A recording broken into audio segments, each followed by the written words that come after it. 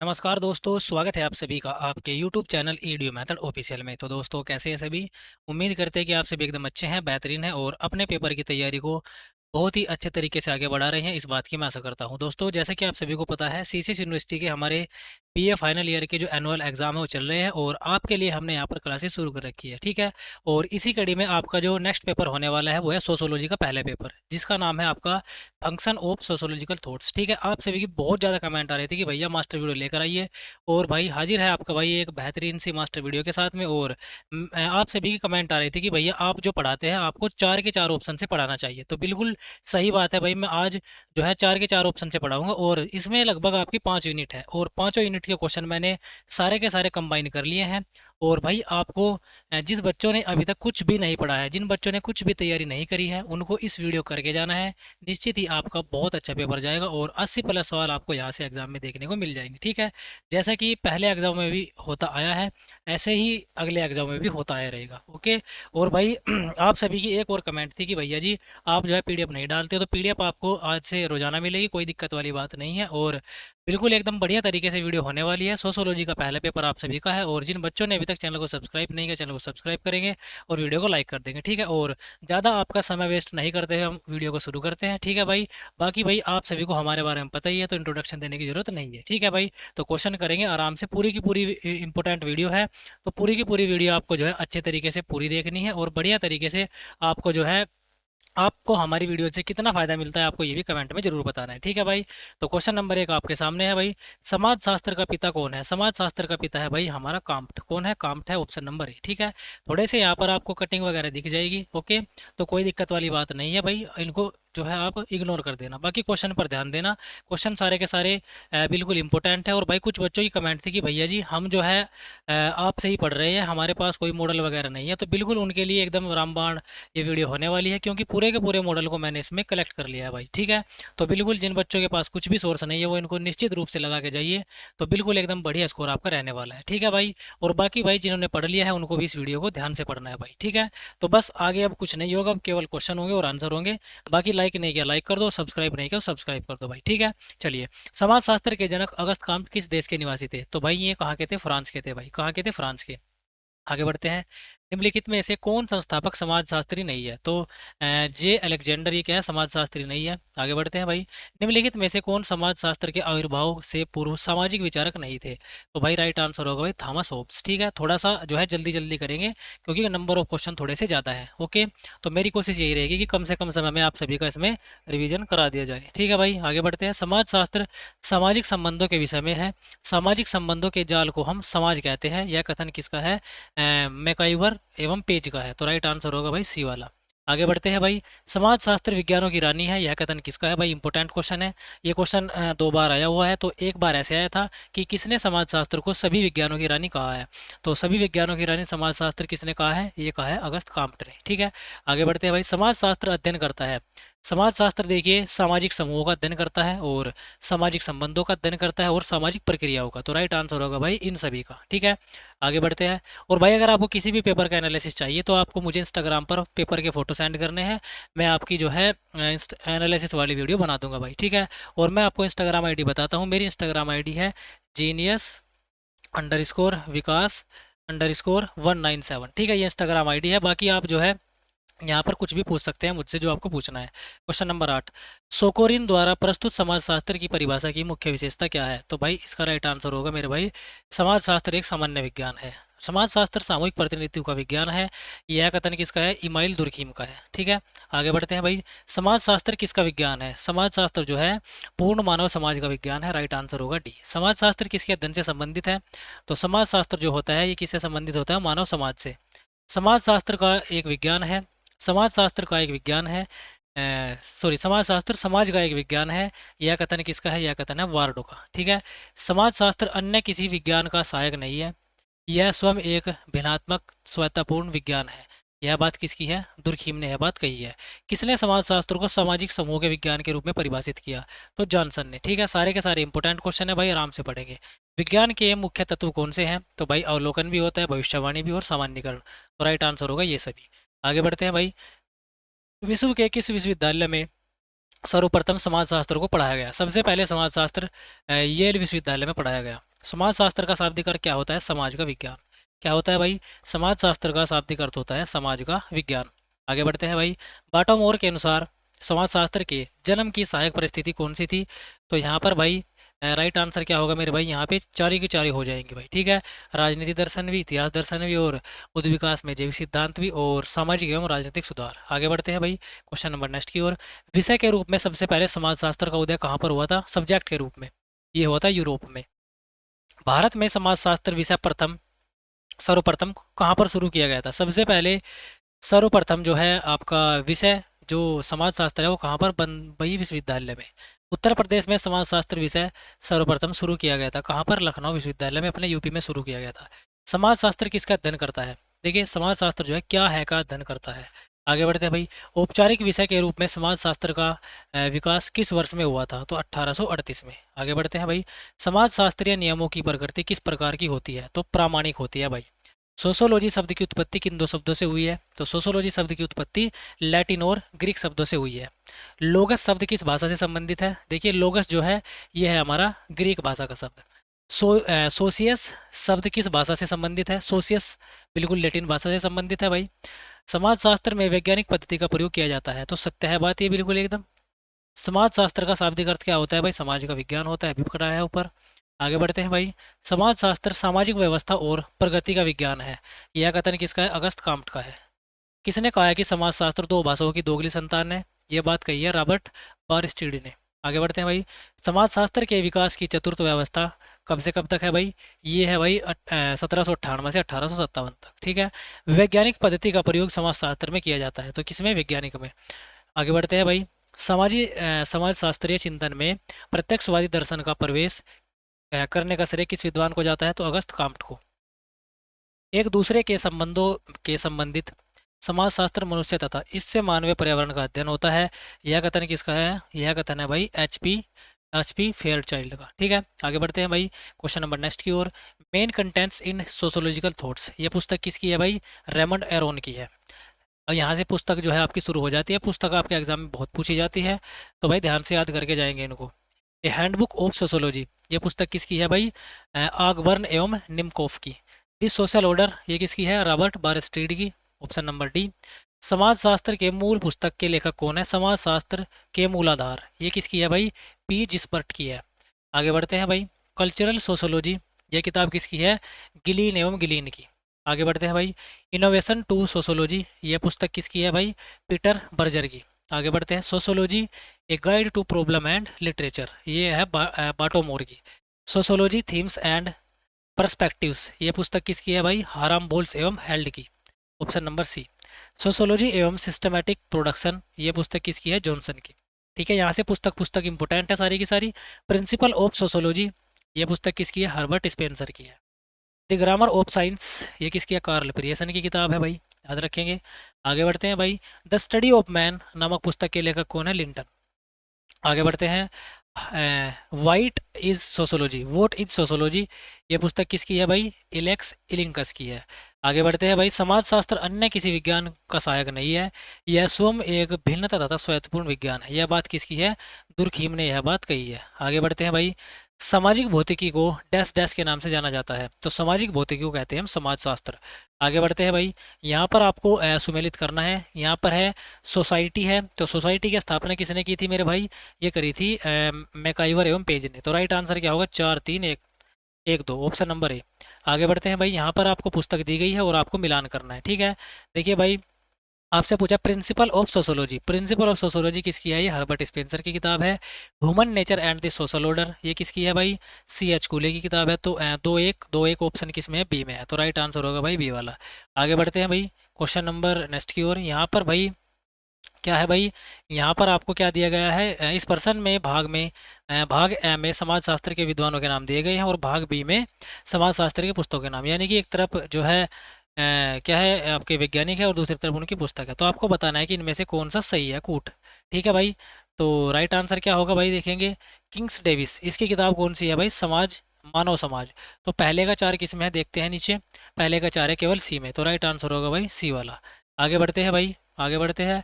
समाजशास्त्र की सर्वप्रथम पुस्तक पुस्तक कौन सी थी? तो ये है भाई important question, principle of sociology. ठीक है भाई, अच्छे से पढ़ना है, बिल्कुल कोई दिक्कत वाली बात नहीं है, बिल्कुल सारे क्वेश्चन आपको यहीं से मिलेंगे भाई।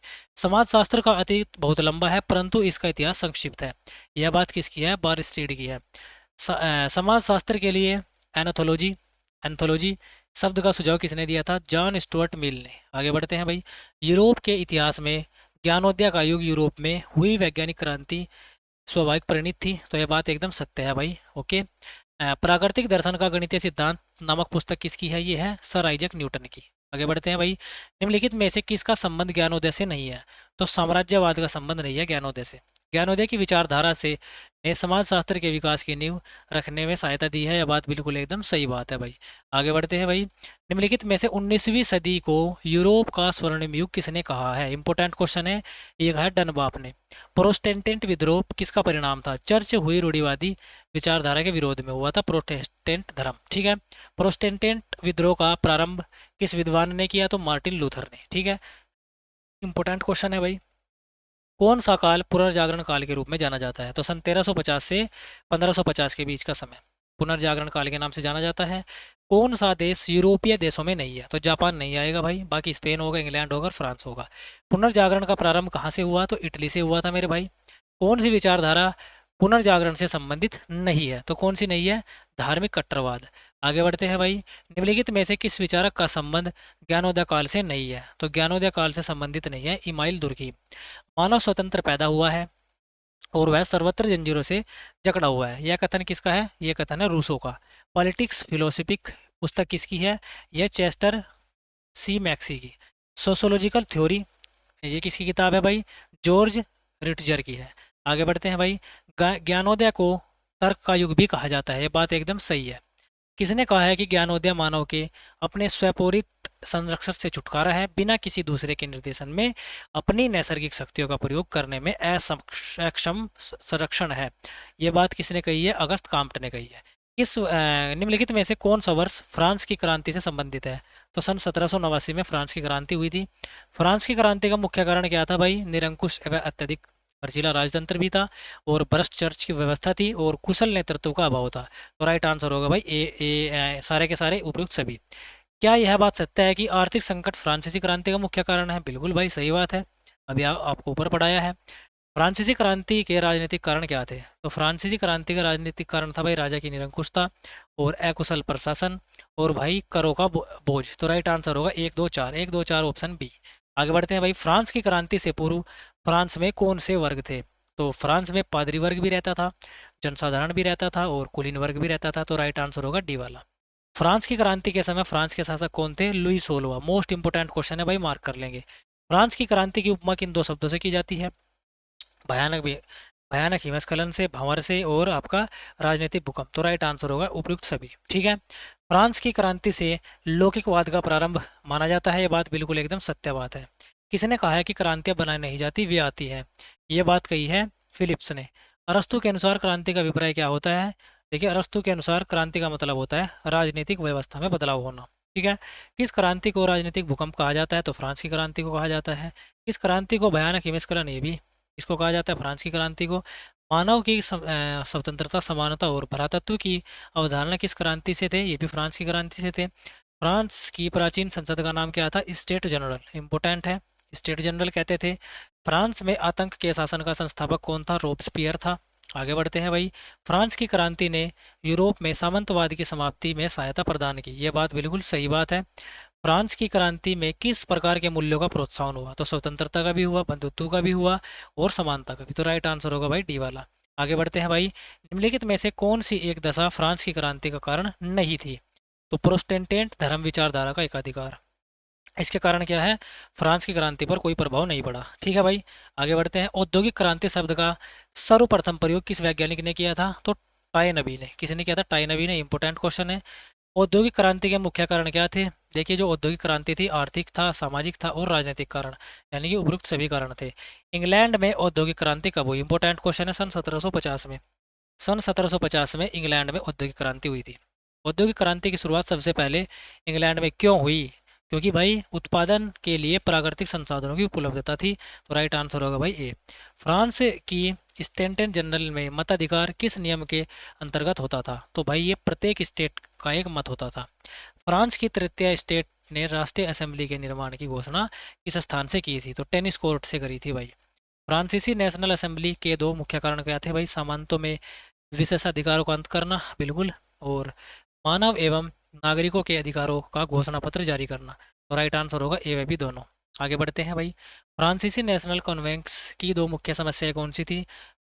में क्रांति के विरोधियों का दमन करना और लुई सोलवे के भाग्य का निर्णय करना।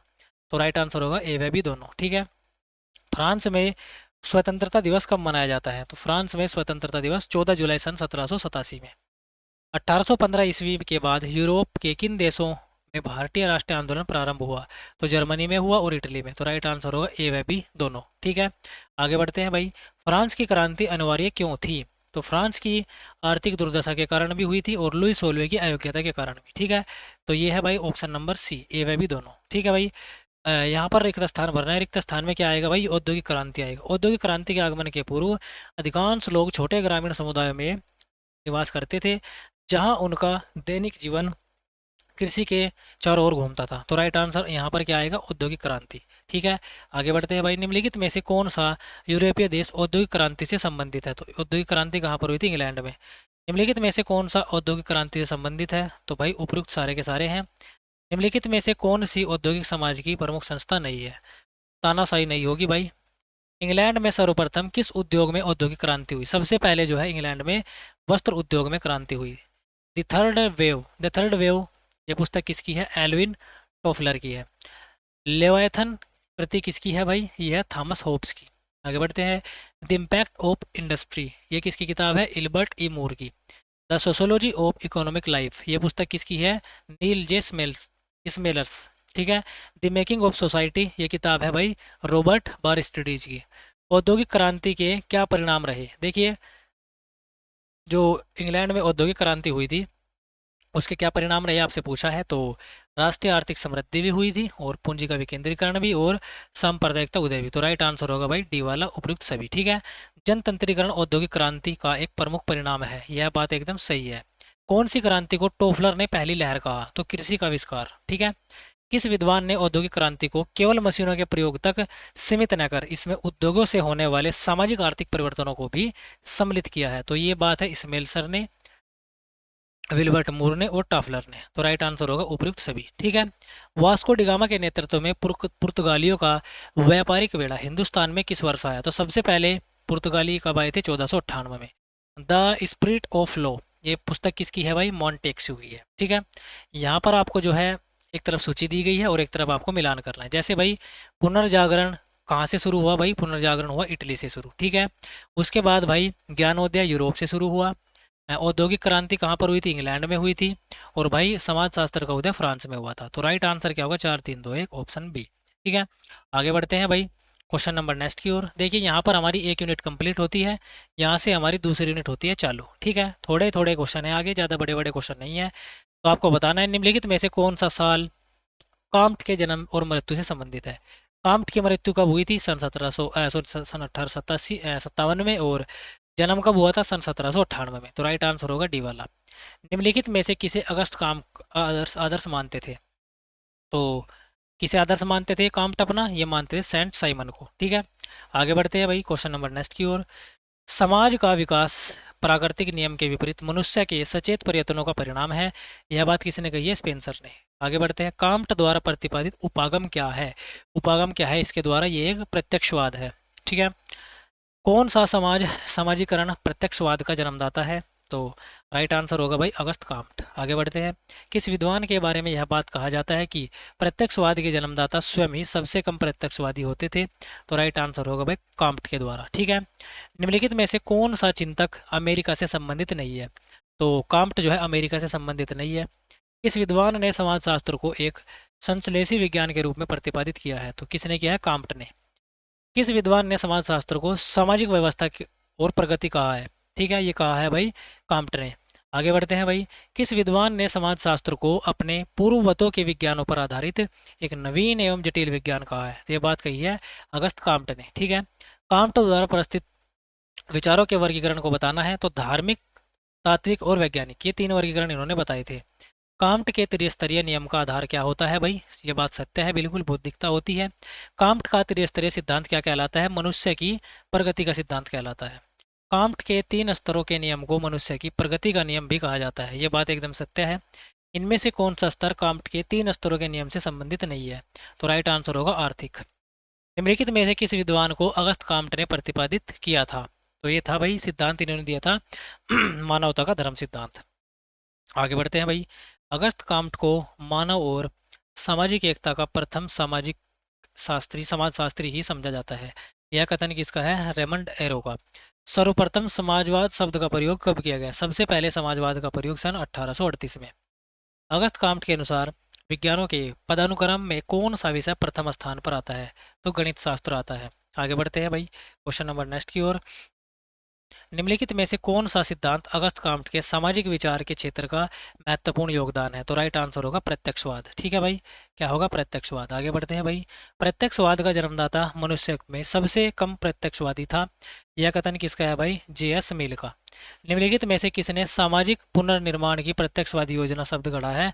तो ये गढ़ा है अगस्त काम्ट ने। ठीक है, प्रत्यक्षवाद की मान्यताएं कौन कौन सी हैं? तो वैज्ञानिक दृष्टिकोण भी है और भाई वैश्विकता भी है, तो अर्ध यथार्थता भी है, लेकिन निश्चित सामाजिक नियम नहीं है, ये गलत हो जाएगा। तो 1, 2, 3 ऑप्शन नंबर ए एकदम से हो जाएगा करेक्ट आंसर। अगस्त काम्ट के अनुसार प्रत्यक्षवाद का अभिप्राय क्या होता है? देखिए, प्रत्यक्षवाद का मतलब होता है वैज्ञानिक। आगे बढ़ते हैं क्वेश्चन नंबर नेक्स्ट की ओर। सामाजिक की शाखा, समाजशास्त्र की शाखा में कौन सा संयोजन मेल काम्ट द्वारा लिखा गया है? तो भाई ये लिखा है भाई काम्ट ने सामाजिक स्थैतिक तथा सामाजिक गति की। ठीक है, आगे बढ़ते हैं भाई। काम्ट ने विज्ञानों के वर्गीकरण में किसे आधार बनाया है? तो राइट आंसर होगा ए व बी दोनों, निर्भरता का और घटती हुई सामान्यता और बढ़ती हुई जटिलता को। ठीक है, आगे बढ़ते हैं भाई। निम्नलिखित में से कौन सा सिद्धांत अगस्त काम्ट ने प्रतिपादित किया था? तो अगस्त काम्ट ने दिया था आत्महत्या का सिद्धांत। ठीक है भाई, आगे बढ़ते हैं। नवीन विज्ञान होने के नाते समाजशास्त्र अपने सभी पूर्व विज्ञानों का आश्रित है, यह बात एकदम सत्य है। काम्ट द्वारा लिखी गई पुस्तक का नाम क्या है? The course of positive philosophy. ये किसकी किताब है? अगस्त काम्ट की किताब है भाई। काम्ट की प्रथम रचना कौन सी है? देखिए, सबसे पहली इनकी रचना है a prospective of scientific work required for the organization of society. ठीक है, ये किताब इनकी सबसे पहले लिखी गई है, इंपॉर्टेंट। आगे बढ़ेंगे। निम्नलिखित में से कौन सी पुस्तक काम्ट की नहीं है? तो द सुसाइड इनकी नहीं है। आगे बढ़ते हैं भाई। इसने काम्ट के त्रिस्तरीय नियम को मानसिक या आदर्शात्मक मानते हुए आलोचना की है? तो लुईस कोजर ने और जोनाथन टर्नर ने। तो राइट आंसर होगा ए व बी दोनों। आगे बढ़ते हैं भाई। काम्ट ने अपना त्रिस्तरीय नियम किस पुस्तक में दिया था? त्रिस्तरीय नियम, तो राइट आंसर होगा भाई इनमें से कोई नहीं। ठीक है, आगे बढ़ते हैं। समाज शास्त्र सभी विज्ञानों की रानी है, यह बात किसने कही है? यह बात कही है मेरे भाई अगस्त काम्ट ने। किसने कही है यह बात? काम्ट ने कही है। आगे बढ़ते हैं। अगस्त काम्ट के त्रिस्तरीय नियम का आधार बौद्धिक विकास है, यह बात एकदम सत्य है। निम्नलिखित में से किस सिद्धांत का अगस्त काम्ट ने सामाजिक विज्ञान के क्षेत्र में महत्वपूर्ण योगदान दिया है? तो राइट आंसर होगा भाई प्रत्यक्षवाद। स्पेंसर का जन्म किस देश में हुआ था? स्पेंसर का जन्म हुआ था इंग्लैंड में। कहाँ पर? इंग्लैंड में। हर्बर्ट स्पेंसर को समाजशास्त्र का दूसरा संस्थापक माना जाता है। किसको? हर्बर्ट स्पेंसर को। सामाजिक डार्विनवाद की अवधारणा के प्रतिपादक कौन है? तो सामाजिक डार्विनवाद ये अवधारणा किसने दी है भाई? स्पेंसर ने। चलिए आगे बढ़ते हैं भाई क्वेश्चन नंबर 40 की ओर। डार्विन की किस रचना ने स्पेंसर के विचारों को सबसे ज़्यादा प्रभावित किया? तो डार्विन की पुस्तक का नाम है ओरिजिन ऑफ स्पेसीज। ठीक है, समाज एक सावयव के रूप में है, यह बात किसने कही है? हर्बर्ट स्पेंसर ने। अधिसवायव उद्विकास की अवधारणा के साथ किस विद्वान का नाम जुड़ा है? तो स्पेंसर का जुड़ा है। हर्बर्ट स्पेंसर को किस विद्वान के लिए जाना जाता है? किस सिद्धांत के लिए जाना जाता है? सॉरी, इन्होंने दिया था सामाजिक उद्विकास का सिद्धांत। किसने? हर्बर्ट स्पेंसर ने। इंपॉर्टेंट क्वेश्चन बिल्कुल। सोशल स्टैटिक्स ये किसकी है किताब भाई? स्पेंसर की है। स्पेंसर ने सामाजिक उद्विकास की अवधारणा की व्याख्या किस आधार पर की है? तो समाज और सावयव समानता के आधार पर। ठीक है, स्पेंसर ने किस नियम को मानव समाज पर लागू किया था? तो मानव समाज पर इन्होंने लागू किया था प्राकृतिक प्रवरण का नियम। प्रिंसिपल ऑफ सोशोलॉजी ये पुस्तक किसकी है? हर्बर्ट स्पेंसर की है। आगे बढ़ते हैं भाई क्वेश्चन नंबर 48 की ओर। क्वेश्चन नंबर 48, ठीक है, मैं यहाँ से कट कर देता हूँ। ठीक है, क्वेश्चन नंबर 48, निम्नलिखित में से कौन सी पुस्तक हर्बर्ट स्पेंसर के संबंधित नहीं है? तो दर्शन की दरिद्रता, development of social dot. Thought, ये पुस्तक इनकी नहीं है। कौन सा सिद्धांत हर्बर्ट स्पेंसर की विचारधारा का प्रतिनिधित्व नहीं करता? तो कौन सा नहीं करता भाई? विज्ञानों का वर्गीकरण। ओरिजिन ऑफ स्पीसीज, ये किताब किसकी है? डार्विन की है, अभी पीछे बढ़ाई है। प्राकृतिक प्रवरण, ये भी किसने दिया है सिद्धांत? ये भी डार्विन ने दिया है। हर्बर्ट स्पेंसर ने किस समाज का वर्गीकरण किया है? तो सरलता से जटिलता का। स्पेंसर ने समाज को विभाजित किया है किसमें? सैनिक में और औद्योगिक में। कौन सा समाजशास्त्री है? तो समाजशास्त्री है भाई इमाइल दुर्कीम। दुर्कीम किस देश के थे भाई? किस देश में जन्म हुआ था? तो फ्रांस में हुआ था। सामाजिक एकता की अवधारणा को किसने प्रस्तुत किया था? इमाइल दुर्कीम ने। आगे बढ़ते हैं भाई क्वेश्चन नंबर नेक्स्ट की ओर। क्वेश्चन नंबर नेक्स्ट, ठीक है भाई। आत्महत्या का सिद्धांत किसने दिया था? तो आत्महत्या का सिद्धांत दिया था भाई दुर्कीम ने। किसने दिया था? दुर्कीम ने दिया था। आगे बढ़ते हैं भाई। यांत्रिक एवं स्वावयवी एकता के आधार पर समाज भेद में करने वाला विद्वान कौन सा था? तो दुर्कीम था। दुर्कीम के अनुसार स्वावयवी एकता पाई जाती है कहाँ पर? केवल जटिल समाज में। ठीक है भाई। तो जिन भाइयों ने अभी तक वीडियो को लाइक नहीं किया तो वीडियो को लाइक कर दो, और भाई इतनी मेहनत के लिए अगर आप सब्सक्राइब नहीं कर रहे हो तो भाई सब्सक्राइब जरूर कर दो। ठीक है भाई, चलिए। दुर्कीम के अनुसार समानता पर आधारित सामाजिक एकता कहलाती है, तो क्या कहलाती है भाई? यांत्रिक एकता। ओके भाई, आगे बढ़ते हैं भाई क्वेश्चन नंबर नेक्स्ट की ओर। ठीक है,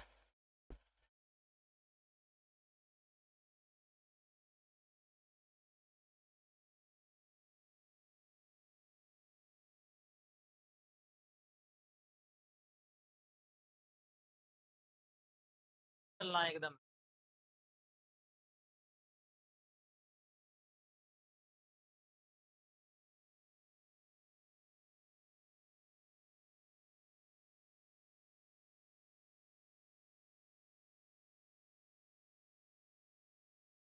आओ आओ कॉलेज में।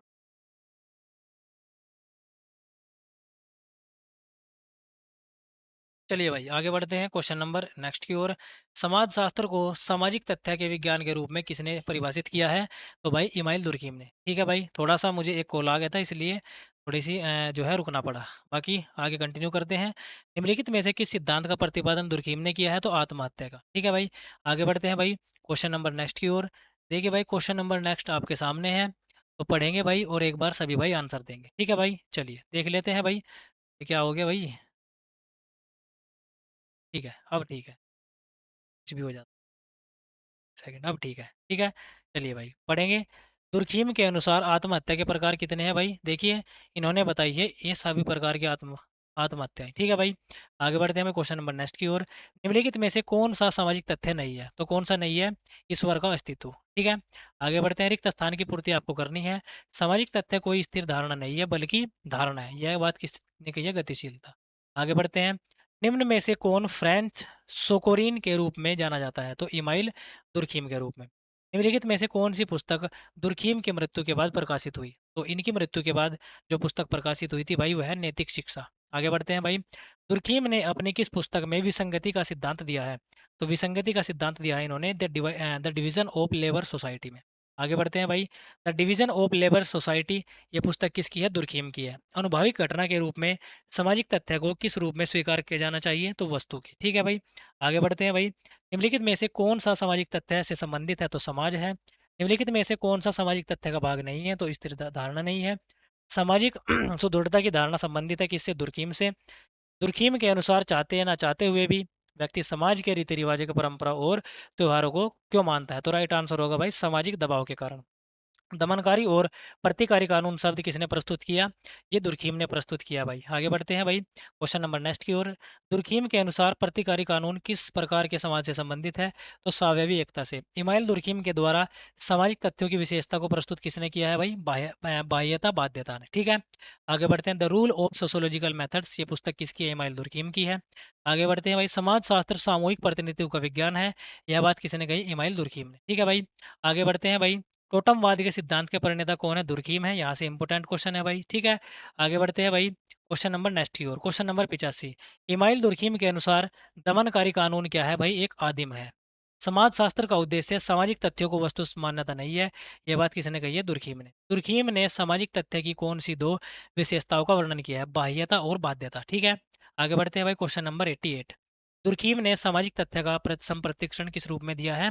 तो ऐसे समाज प्रतिमान जो व्यक्ति से बाहरी होते हैं। तो राइट आंसर यही होगा। ठीक है भाई। आगे बढ़ते, दुर्खिम के मतानुसार समानता पर आधारित सामाजिक एकता जानी जाती है, तो यांत्रिक एकता के कारण। ठीक है, आगे बढ़ते हैं भाई। क्वेश्चन नंबर 90, सामूहिक प्रतिनिधि की अवधारणा संबंधित है किससे? दुर्कीम से। श्रम विभाजन की अवधारणा ये किससे संबंधित है? दुर्कीम से।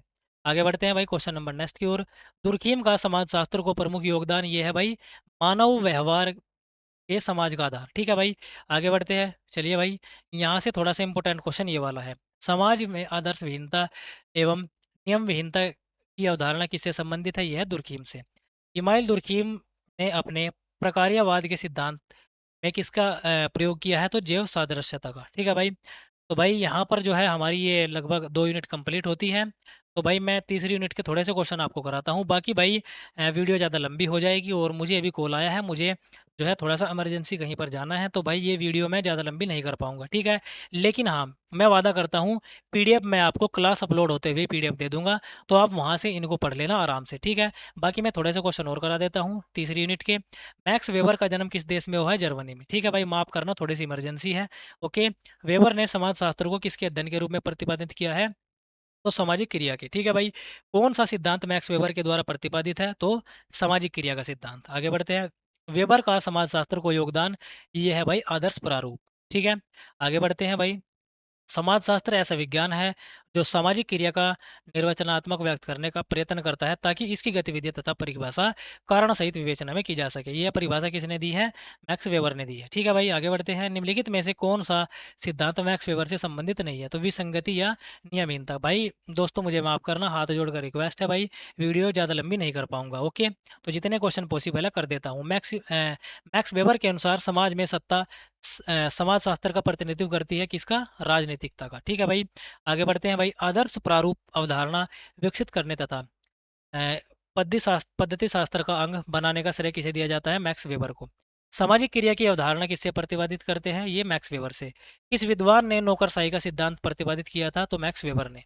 मैक्स वेबर ने सामाजिक क्रिया को किस प्रकार परिभाषित किया? तो दूसरे व्यक्तियों द्वारा प्रभावित व्यवहार के कारण। ठीक है, वेबर ने सामाजिक क्रियाओं को कितनी श्रेणियों में विभाजित किया है? तो 4 श्रेणियों में। निम्नलिखित में से कौन सा सामाजिक क्रिया का प्रकार नहीं है? तो मूलहीन सामाजिक क्रियाएं, वह क्रिया जो कार्य कारण संबंधों या लक्ष्य और साधन पर आधारित है, इसको कहते हैं तार्किक। सभी प्रथाएं लोकाचार और रूढ़ियां हैं, तो राइट आंसर होगा परंपरागत। ठीक है भाई, आगे बढ़ते हैं। मैक्स वेबर के अनुसार जब एक व्यक्ति दूसरे व्यक्ति को गाली दे रहा हो तो दूसरे व्यक्ति अपने व्यक्ति को तमाचा जड़ दिया हो, यह किस प्रकार की क्रिया है? तो भाई तमाचा मारने प्रकार की भावात्मक क्रिया। ठीक है, आगे बढ़ते हैं भाई। वेबर ने यूरोप में पूंजीवाद के विकास को किसके सहायक माना है? तो प्रोटेस्टेंट आचार को। ठीक है भाई, आगे बढ़ते हैं भाई। लगभग 80% वीडियो मैंने कंप्लीट कर दिया, आगे थोड़े से बचे हुए हैं क्वेश्चन, उनको आप खुद से कर लेना भाई। ठीक है, निम्नलिखित में से कौन सी विशेषता की व्यवस्था नहीं है? तो राइट आंसर होगा 100% संतुलन। ओके, निम्नलिखित में से कौन सा सामाजिक का तत्व नहीं है? तो राइट आंसर होगा उपयुक्त सभी। मैक्स वेबर के अनुसार कौन सी सामाजिक क्रिया की श्रेणी नहीं है? तो ज्ञानात्मक। मैक्स वेबर द्वारा लिखित पुस्तकें कौन सी है? 1, 2 और 4। कौन कौन सी है? Economy and society, essays and sociology और आपका द रीजनल ऑफ चाइना। ठीक है, ये पुस्तक किनकी है? इन्हीं की है। इनमें से कौन सा उत्पादक ढंग के उत्पादक से संबंधित है? Sorry, Karl Marx. चमत्कारी सत्ता का शब्द किससे जुड़ा है? वेबर से जुड़ा है। आपको रिक्त स्थान भरना है। होली फैमिली पुस्तक किसकी है भाई? ये सर्वहारा वर्ग के ऊपर लिखी गई पुस्तक है। रिक्त स्थान आपको भरना है। द पॉवर्टी ऑफ फिलोसफी पुस्तक के लेखक कौन है? Karl Marx. इंपॉर्टेंट है भाई।